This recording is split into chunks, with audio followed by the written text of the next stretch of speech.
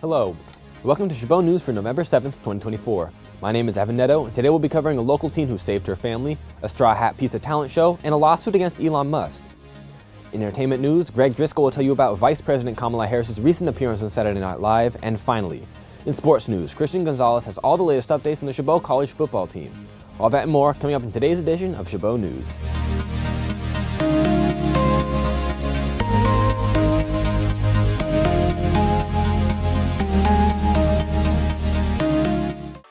All right, let's make this signal clear. This video feed here is powered by Straw Hat Pizza, located at 1653 Industrial Parkway West in Hayward. Now, if you're with Chabot College, students and staff are eligible for a 30% discount on all orders. They're running a solid $8.99 lunch buffet, operational Monday through Friday, 1100 to 1400 hours. And for anyone off shift and looking to relax, there is a happy hour from 1600 to 1900 hours featuring live pay-per-view events. During football broadcasts, the first pint is just $1 with any medium or larger pizza. For further specifications, call 510-265-0111 or check the signal at strawhatpizza.com/Hayward. And a big thank you to Straw Hat Pizza for supporting Chabot College Student TV, keeping this transmission on the air. Back to the regularly scheduled programming. A group of Democratic governors found a unique way to celebrate Halloween, just days before the election. Michigan Governor Gretchen Whitmer posted these photos on social media showing the governors dressed up as Tim Walz to show their support for the Democratic vice presidential pick. Whitmer, along with New Jersey Governor Phil Murphy, Maine Governor Janet Mills, Massachusetts Governor Maura Healey, and Maryland Governor Wes Moore can be seen dressed up as a teacher, a football coach, a hunter, and a person fixing their car in a tribute to Walz, who they said has lived a life much like their own and whom they called, quote, the least scary guy we know. Politically inspired costumes are always in abundance during an election year, but people dressed up as other things as well. We sent our reporter Evan Netto out onto campus to see what Chabot students dressed as this Halloween. For Halloween, I didn't dress up because I kind of went to Fiji for the national team, so I wasn't there for talking. So, yeah. I was just a deer, like, you know, the ones in the forest. I did. I was a leopard, like a cheetah or whatever. Yeah, I just put like little like leopard spots all over my face and put a tutu and we're all black. Yeah. And I was Batman. The Dark Knight.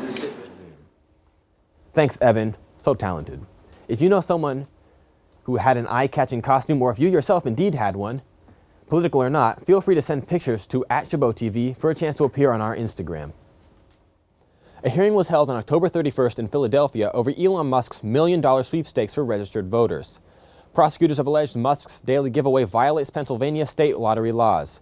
Judge Angelo Foglietta challenged him on that notion, but ultimately said he doesn't have jurisdiction over the matter because Musk has now filed papers to move the case into federal court.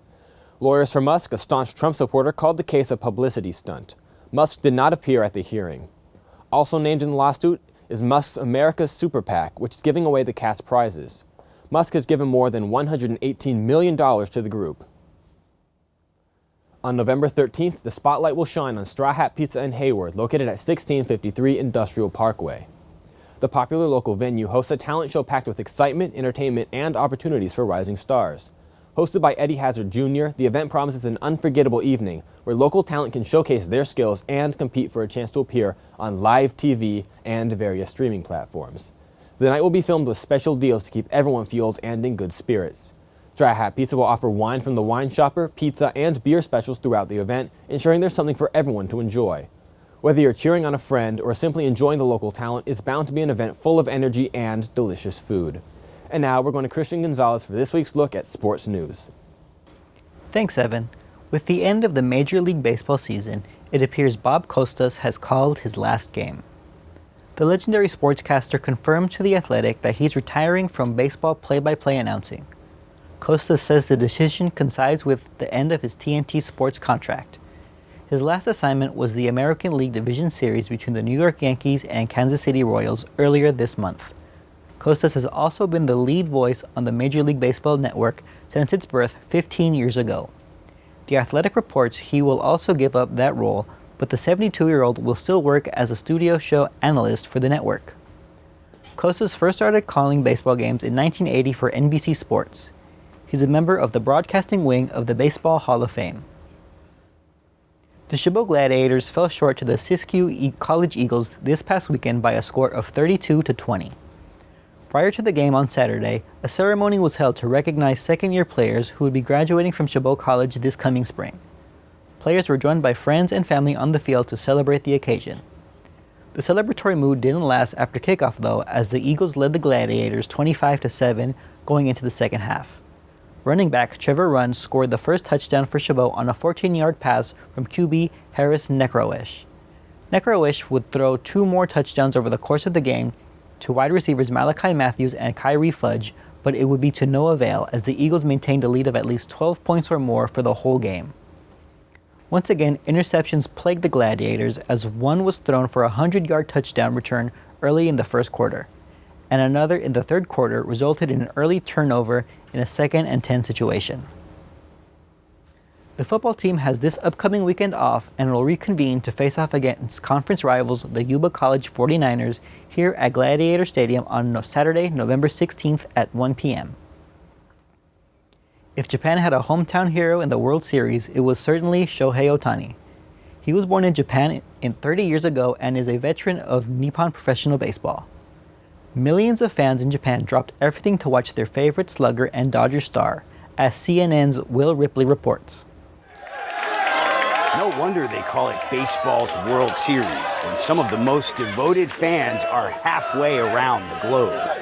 The games are in New York and Los Angeles this week, but here in Japan, more than 10% of the population is tuning into this iconic showdown between the Dodgers and the Yankees.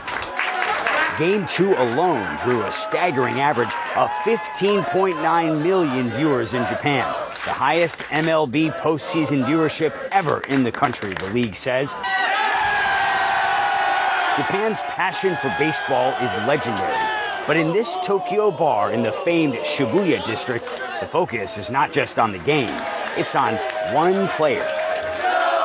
The all-star sensation, Shohei Otani. The LA Dodgers' $700 million man, a 2-time MVP, cross-cultural icon, and hometown hero. Otani is an honorable person in Japan. Everyone shouts, "Otani, Otani," and it makes me so happy. We've never had anyone like him. He's our dear Otani. Wednesday night, Otani's Dodgers delivered. Go LA! A Game 5 win in New York City, earning them the World Series crown and a place in the hearts of baseball fans around the world, from the United States to Japan. Will Ripley, CNN, Nara, Japan. Thanks, Will. It's great to see overseas fans excited for the World Series. That's all for this week's look at sports news. Now, back to you, Evan. Thanks, Christian. Hayward man Davis Sanchez has been arrested on suspicion of murdering his father. Hayward police responded to the 2000 block of American Avenue in Hayward to do a welfare check when family members were concerned that their father did not report to work or answer his cell phone. Officers did not find anybody when they arrived, but did find evidence of a shooting. Shortly after, Oakland police informed Hayward officers that they had Sanchez in custody. Officers questioned Sanchez about his father's whereabouts, and he directed them to a dumpster in Union City. The victim's name is still being withheld pending formal identification. If you have any information about the case, please contact Detective Scott Navas at 510-293-7176. Next up, we have our reporter Diana Cabrera with this week's weather report. Thanks, Evan. This week, the Bay Area should expect cooler weather, but nothing too severe. Friday will be at 77 degrees, followed by Saturday and Sunday at 66 and 65 degrees, respectively. We may expect some cold weather in the 50s towards the end of November, but mostly in the 60s for the rest. December will be in the 60s and slowly move to the 50s, with the coldest being at 57. That's all for this week's weather. Now back to you, Evan. Thanks, Diana. Make sure to keep those coats and umbrellas around in case they come in handy. Now it's time for entertainment news with Greg Driscoll. Thanks, Evan. hundreds of Oasis fans fell victim to ticket selling scams ahead of the band's reunion tour next year. UK lender Lloyd Banking Group says fans lost an average of $449 to fraudsters. Some lost as much as $1,300. According to Lloyd's analysts, more than 90% of the scammers began with ads on social media. The bank says scammers posted about tickets that don't exist and then collected money via bank transfer. In general, Lloyd said customers have shelled out more for Oasis tickets than any other concert in the past 3 years. We sent our reporter Julian Soldate Ramirez to ask students what they think about ticket selling. And do you think there should be more or less rules on reselling tickets? Honestly, I think there should be more rules specified on exactly how you can and cannot resell tickets. You know, like if the ticket is bought at a certain price, for you to up that price because you're trying to make money, you know, that's profitable, but it's not appropriate in my opinion, because now it's not fair that somebody has to pay such and such price because you bought out all the tickets and just to make some gains. Basically, ticket reselling, it can be cool, but if they're reselling at like a fat price, like that's not cool. You know what I'm saying? And I'm kind of in the middle because, like what he said, it's not fair for other people to buy them at higher prices. But also, I think we should give everyone else an opportunity to enjoy the show. I feel like you should be maybe a little bit more strict because, like you told us, if you're selling like for 2 or 3 times more the price, and that's kind of unfair for the people that are trying to buy it for, like, you know, trying to cheaper or something like that. And I think it really depends on the situation. I do think it should be a little bit more strict in because usually they're sold at higher prices, but if there's like if it happens to be sold at a lower price, I'd say maybe that's an all right thing because it gives people the chance to watch a concert at a cheaper price. I think that we should be more strict on reselling tickets because a concert ticket should not be $5,000, okay? I want to see Taylor Swift. Thanks, Julian. Remember, always buy your tickets from reliable and trustworthy websites. Vice President Kamala Harris was live from New York on Saturday night. Anderson Cooper sets up her appearance on Saturday Night Live. Looking there at additional fencing going up this evening around the Naval Observatory in Washington, where the Vice President and Second Gentleman live. Vice President Harris spent part of her weekend in what was, for many, a surprise appearance on Saturday Night Live, playing opposite Maya Rudolph, who portrays her on the show. I wish I could talk to someone who's been in my shoes, you know? A black South Asian woman running for president, preferably from the Bay Area.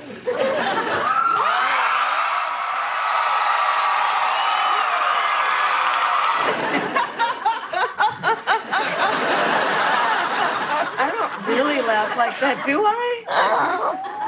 A little bit. Now, Kamala, take my Pamela. Because what do we always say? Keep Kamala and carry on a lot. The appearance came on the last Saturday Night Live episode before Election Day. In response to Harris's SNL appearance, a 60-second election spot featuring Donald Trump aired during NBC's NASCAR coverage on Sunday. The FCC requires us, the U.S. radio and TV stations, to provide equal free air time to competing political candidates. Harris was on for a minute and a half, so NBC may give Trump another 30-second spot. That's all for entertainment news this week. Now back to you, Evan. Thanks, Greg. Even though Halloween season has come to an end, students were dying to party. The Gladiator Resource Hub put on a karaoke and costume event. Students and faculty came dressed up and ready to sing. Our news reporter, Jasmine Bester, filmed the spooky event. Take a look at this. The costume and karaoke party was a fun evening that included dancing, delicious pizza, and lots of singing. 2 students from Chabot College's concert choir made a special guest appearance.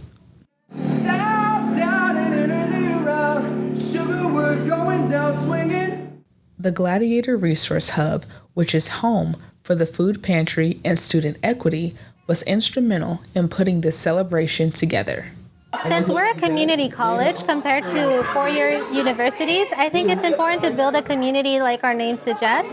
I think it's important to have the costume party because, just to kind of foster some social community. I love doing karaoke. I don't get a lot of opportunities to sing outside of karaoke. I sing at about 12 different venues around the east side of the Bay mostly and the Bay Area generally. Sing karaoke different nights of the week, and I love it. It's just so much fun. It makes me feel good. This is like basically an escape. You can like have time to be with your friends and just have some fun. Those who dressed up in costume were able to enter in the Best Costume Contest.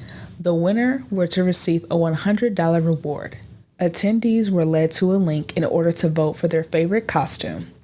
And the winner is Fiona and the Dinosaur, tied with 13 votes each. The party ended with more karaoke singing and dancing. I'm Jasmine Bester, reporting for Chabot TV. Thanks, Jasmine. On Tuesday, October 29th, a costume party was held in Building 600 from 3 to 6 p.m. Also, the Striving Black Brothers Coalition, a club here on campus, put on a Halloween costume extravaganza on the spookiest day of October from 5:30 to 8 p.m. in Building 700. A Hayward teenager is being praised by her neighbors and the community. On October 20th, a fire got out of control at a homeless encampment near Grand Terrace Homes in Hayward, setting the building on fire. But if it weren't for 13-year-old Alyssa's help, her and her family could have faced a much worse fate. Thao Tran, Alyssa's father, said that if she didn't yell for help, then he and her 2-year-old sister most likely wouldn't have made it out safely. Thao Tran is now urging the city of Hayward to fix the housing issue. Now, get ready for this week's Top 5 with India Richardson. Thanks, Evan. I'm India Richardson, and this week's Top 5 is anime shows. At number 5, we have Bleach. Ichigo Kurosaki never asked for the ability to see ghosts. He was born with the gift.